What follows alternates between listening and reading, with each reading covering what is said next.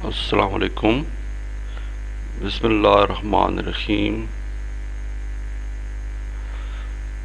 وہ آج کی جو بات ہم نے کرنی تھی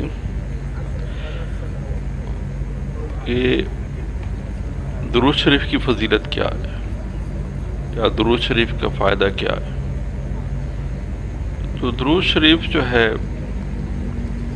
اس میں ہے کہ آپ جو ہے دعا کر رہے ہوتے ہیں حضور صلی اللہ علیہ وآلہ وسلم کے لیے، اور جب آپ درود شریف پڑھتے ہیں تو کوئی فرشتے مقرر ہیں اور وہ فرشتے اس درود شریف کو حضور صلی اللہ علیہ وآلہ وسلم کی خدمت میں پیش کرتے ہیں۔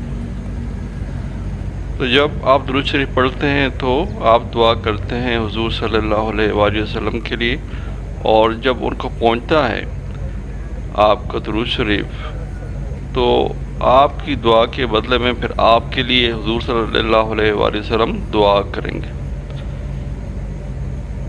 تو جب آپ نے دعا کی تو آپ کی دعاؤں میں اتنا اثر نہیں ہوگا، مگر جب حضور صلی اللہ علیہ وآلہ وسلم کی آپ کے لیے دعا کریں گے تو یقیناً وہ قبول ہوں گی۔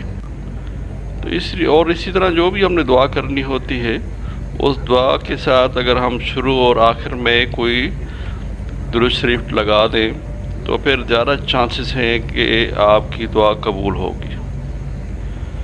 تو لہٰذا درود شریف جو ہے ایک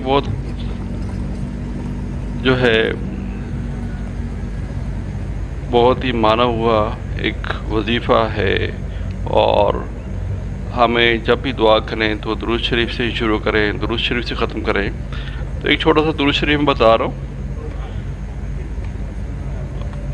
اللہم صلی علی سیدنا محمد، اللہم صلی علی سیدنا محمد وعلی آلہ وسلم عدد خلقہ، اللہم صلی علی سیدنا محمد وعلی آلہ وسلم عدد خلقہ، اللہم صلی علی سیدنا محمد وعلی آلہ وسلم عدد خلقہ۔ یہ درود شریف ہم پڑھیں صبح، دوپہر، شام، جو بھی ٹائم ملے، جب بھی ہم حضور صلی اللہ علیہ وسلم کا نام سنیں، جب بھی ہم کوئی حدیث سنیں، جب بھی کوئی اچھی بات سنیں، جب بھی ہم دعا کریں تو ساتھ ساتھ ہم درود شریف ضرور پڑھا کریں، تو اس کے بہت اچھے اثرات ہوں گے۔ اللہ حافظ۔